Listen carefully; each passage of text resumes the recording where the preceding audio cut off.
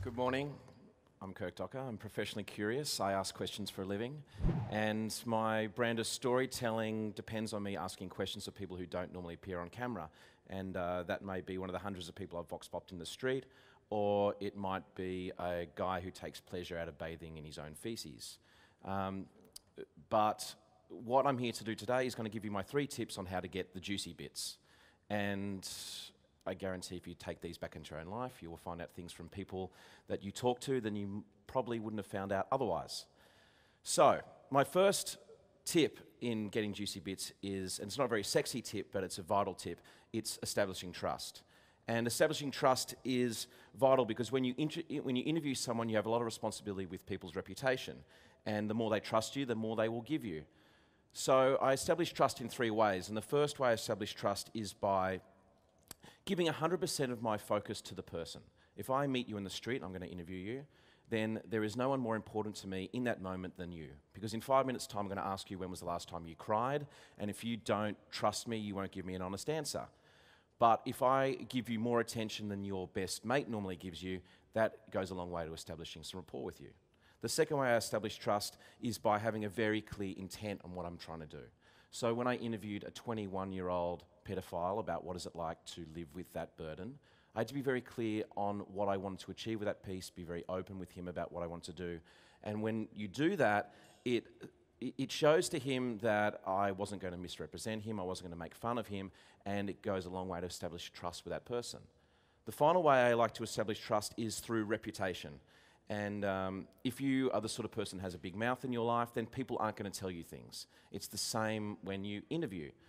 So when I wanted to interview a guy who had a collection of 50 soft toys and he uses them during sex play, he was very sensitive about the way that his image was used. So he went online, looked at a lot of my work, came back to me and said, yes, the way that you deal with this information is sensitive in the way I like it, so I will do the interview with you.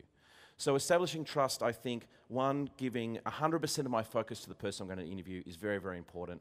Being very clear on what I'm trying to achieve, I think, is vital. And if you do these things consistently and your reputation is intact, then people will talk to you. My second tip to getting the juicy bits is going to an interview really wanting to understand. So for me, having a mild interest is not enough. I need to take my blinkers off and I really need to understand someone's story, someone's point of view, where they're coming from.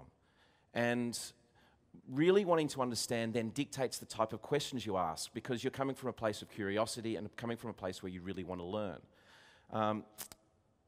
And if you start doing that, the person you're interviewing sees that and then they start opening up because they want to tell you and they want to teach you. Ryder, who's my partner at Vigour City, takes this to a new level, and when he interviewed some nudists recently, he got nude to do the interview. When he did an interview about golden showers, he let the guy that interviewed him piss on his face. He wanted to understand the experience, and through understanding that experience, putting himself in a position of vulnerability, how can the people that he interviews not be honest with him and give him stuff? So for me, really wanting to understand not only sort of helps charge the questions they want to ask because I want to learn things, but the person sees this, they want to open up and they want to give you more stuff. My final tip to getting the juicy bits is after you've established trust, after you really want to understand where this person's coming from, now it's time to get the good bits. And so I'm going to give you 2 techniques on how to get the good bits.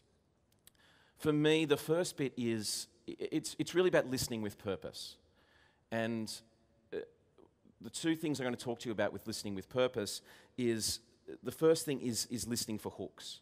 So when someone tells you a really interesting story, there's normally multiple hooks that happen during that story that you can grab onto. And normally people do one of 3 things when I think that when someone tells me an interesting story. So someone's telling an interesting story, a hook comes up, and they either grab that hook, change the course of that story, and the story changes. Or they hear that hook, they don't want to interrupt the story continues, and that hook is gone, it's past. Or they completely miss the hook altogether and it doesn't really happen. For me, what I like to do is I listen to the story and I'm just taking notes of the hooks as they go along. And when the person finishes the story, I'll come back to those hooks individually in my own time and ask all those. An example that I want to use is I was interviewing a woman who was a heroin addict, and she's mixing up heroin in a spoon. And as she's mixing up heroin in the spoon, she tells me that she used to be on a $1,000 a day habit, now she's back down to 60. That she used to work as a street prostitute, and that's how she earned her money. And that she used to shoot up in her arms, but now she's got no veins left and she has to shoot up in her neck. 3 really good hooks. But the purpose of the story was to film her shooting up. So if I'd interrupted her while she was mixing up and getting the needle ready, I would have missed the point of my story. It's quite an extreme example, but if I'd gone on that first hook, I possibly would have missed the second 2 hooks as well. So listening for hooks is really key. The second tip in terms of listening with purpose, I would say, is keep your own mouth shut. I'm not there to hear my own opinion, my own stories. I can do that in my own time. Not only does my voice in the middle of someone's grabs screw up my grabs because my voice is all the way through it, but by keeping silent and letting someone talk and letting them keep filling gaps and keep filling gaps and keep filling gaps and keep talking and talking and talking and doing something that they probably don't get to do in their normal life very often is not be interrupted. They tell you things that they probably wouldn't have told you otherwise, and they keep going further and further and further and tell you new and new and new and new and more new things. So, there's lots and lots of other tips, of course, but if you enter a conversation, even in your own life, and establish trust with the person that you're talking to, go into the conversation really wanting to understand and let the questions you ask come from a place of wanting to learn. And finally, listen with purpose. So listen for hooks, let the person talk and then come back and explore those hooks. And keep your mouth shut, make the conversation about the person you're talking to. I guarantee that you will find out more about the people that you talk to, and if you want to get the juicy bits, then you also get those. Thanks.